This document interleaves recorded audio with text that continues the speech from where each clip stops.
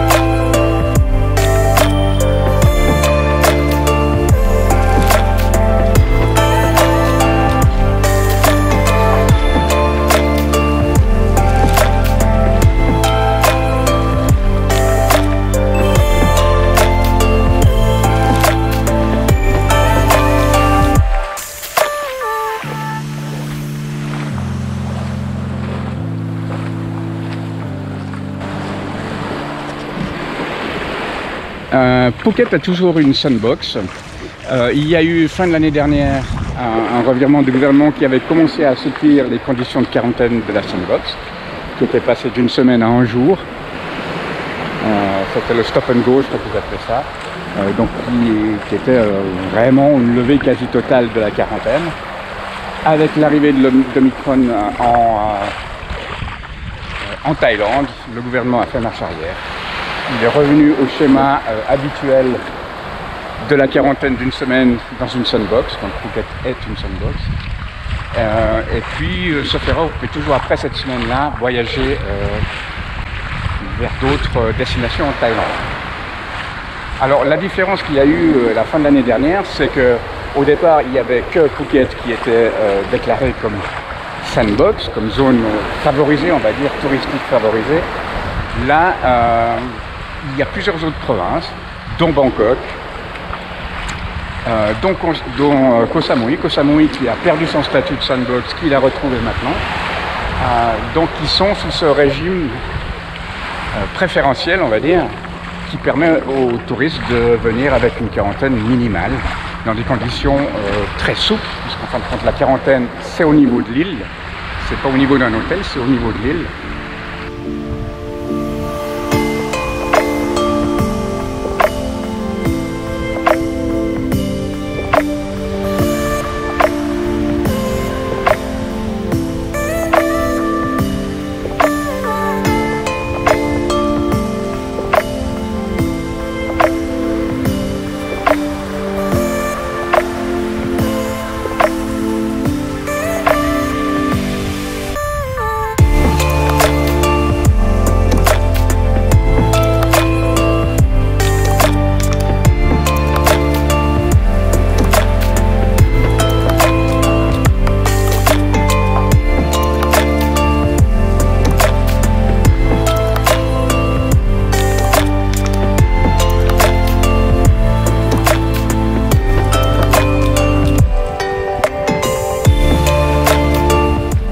Deux copains qui jouent à ce qui semble être un jeu carré, pas tout à fait, mais ça ressemble.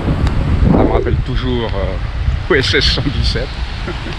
Peut-être que cette amitié finira dans le sang. Qui sait?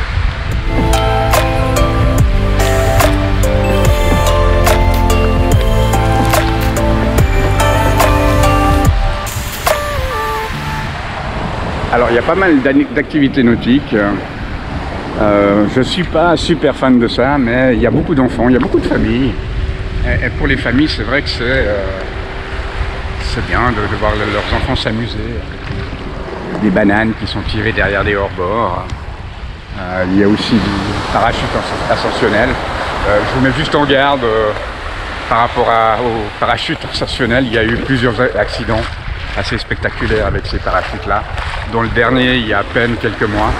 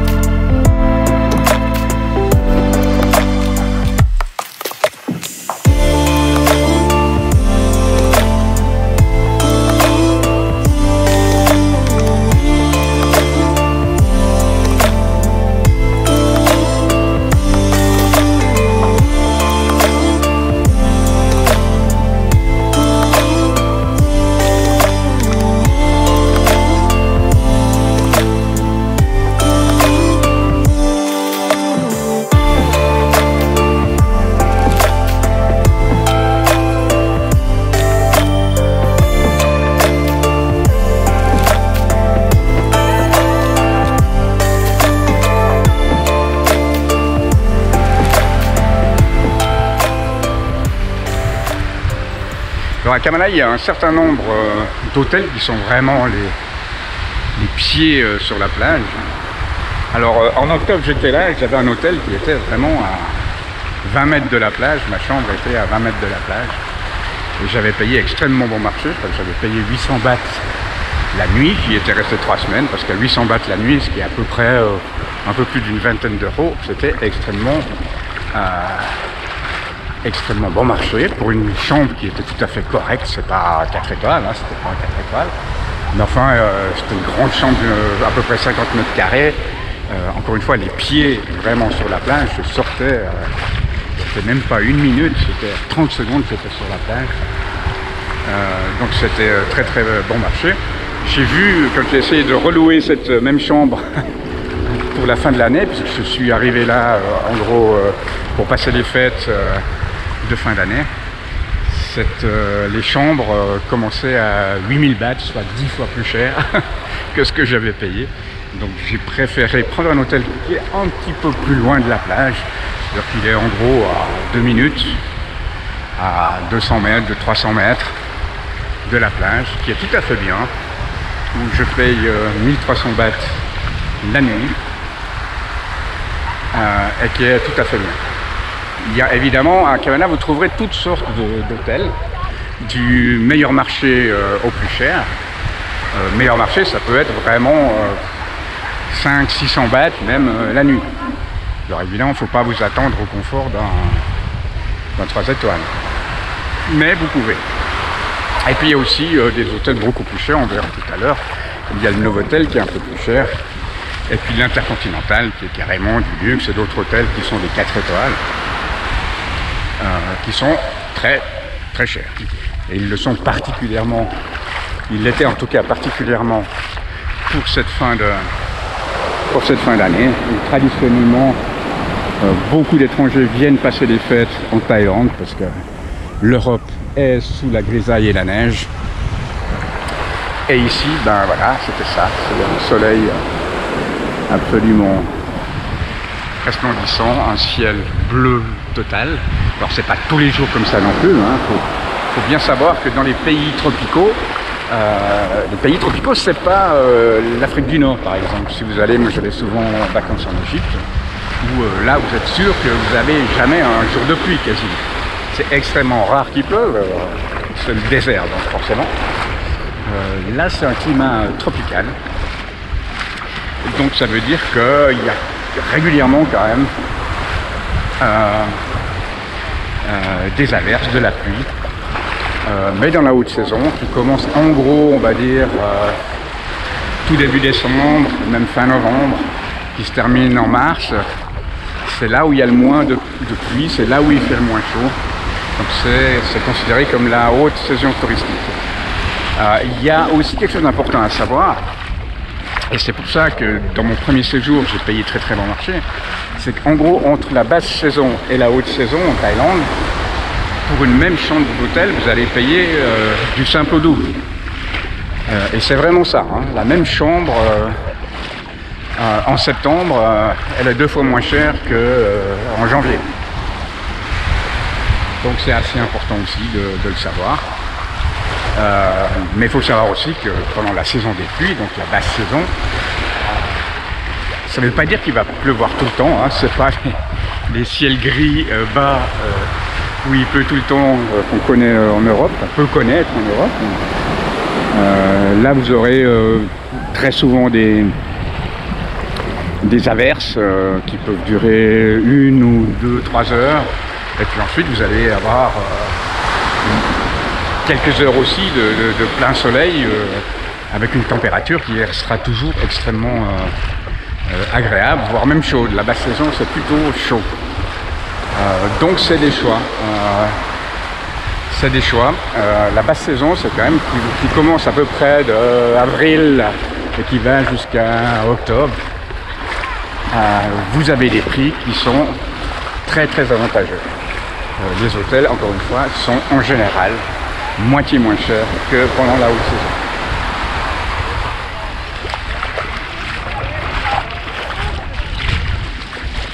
Là j'arrive vers la fin de la plage de Kamala Beach.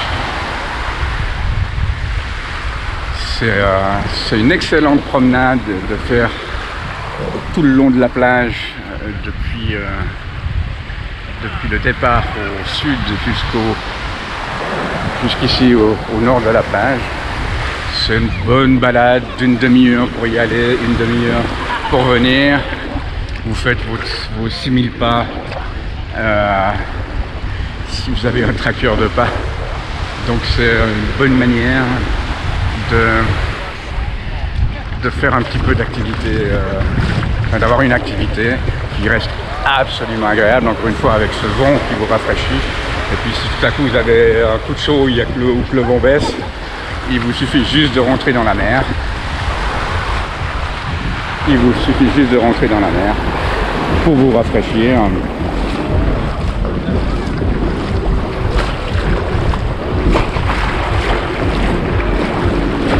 Et vous êtes bon après pour un bon quart d'heure. Donc c'est extrêmement agréable. Wouhou!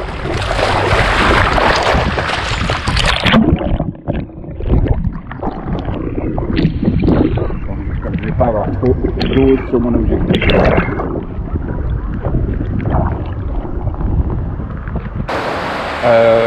Les contraintes sanitaires sont très légères, on va dire. Quasiment le long de la plage, personne ne porte de masque. Dans les bars, les restaurants, quasiment personne ne porte de masque. Alors on peut trouver que c'est irresponsable, mais je dois dire que moi je le porte plus. Je l'ai toujours dans une poche, mais je le porte plus. Parce que au bout d'un moment, ça commence à être pas trop, ça devient trop, et puis voilà, on en a juste marre. Et puis il faut quand même rappeler que le masque c'est efficace surtout à l'intérieur.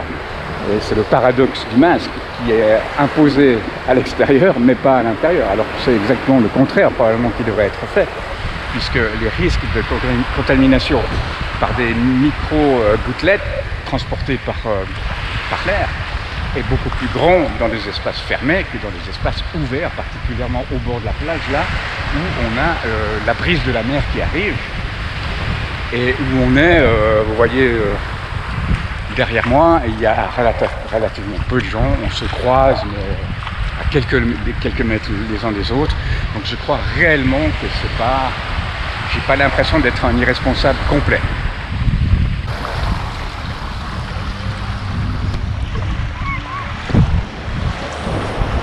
Je vais essayer de vous amener au Café Del Mar. C'est pas dit qu'il me laisse rentrer avec une caméra, on verra bien. Ça vous permettra de voir un peu l'ambiance. C'est une ambiance plutôt jeune, soyons clairs. C'est de la techno, c'est de la musique pour danser. Il y a beaucoup de gens qui se la pètent un peu, faut le dire. quand même un lieu de fête absolument extraordinaire. J'y étais plusieurs fois, c'est vraiment, on s'amuse vraiment. 새벽 2시 폰을 열어